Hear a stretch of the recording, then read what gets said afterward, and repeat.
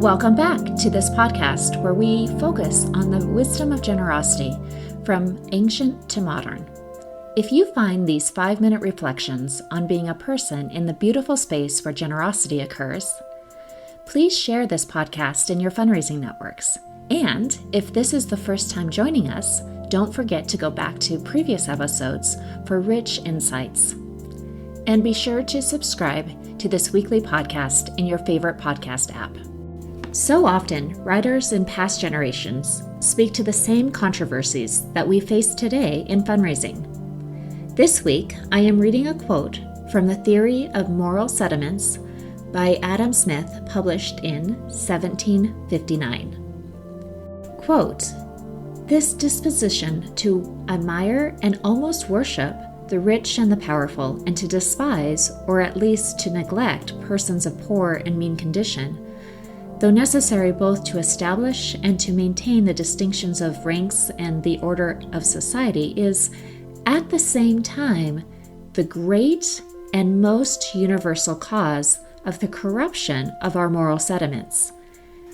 That wealth and greatness are often regarded with the respect and admiration which are due only to wisdom and virtue, and that contempt, of which vice and folly are the only proper objects, is often most unjustly bestowed upon poverty and weakness, has been the complaint of moralists in all ages. We desire both to be respectable and to be respected. We dread both to be contemptible and to be condemned. But upon coming into the world, we soon find that wisdom and virtue are by no means the sole objects of respect, nor vice and folly of contempt. We frequently see the respectful attentions of the world more strongly directed towards the rich and the great than towards the wise and the virtuous. We see frequently the vices and the follies of the powerful much less despised than the poverty and weakness of the innocent. To deserve, to acquire, and enjoy the respect and the admiration of mankind are the great objects of ambition and emulation. Two different roads are presented to us, equally leading to the attainment of this so much desired object.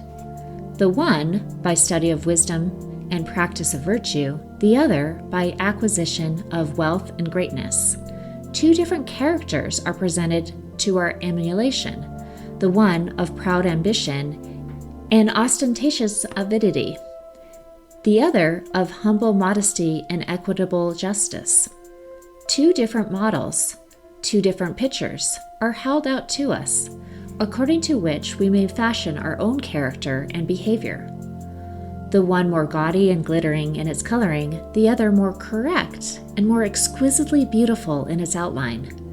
The one forcing itself upon the notice of every wandering eye, the other attracting the attention of scarce anybody but the most studious and careful observer. They are the wise and the virtuous, chiefly a select, though I'm afraid a small party, who are the real and steady admirers of wisdom and virtue." End quote. While we are no longer concerned with the ordering of society by class distinctions, Smith shows us how the worship of the rich can lead to the corruption of wisdom, virtue, and justice in our communities. So let's reflect on one question this week. How are you reminding yourself, as you lift up the neglected and the vulnerable, that you are taking the road of character, of wisdom, virtue, and justice?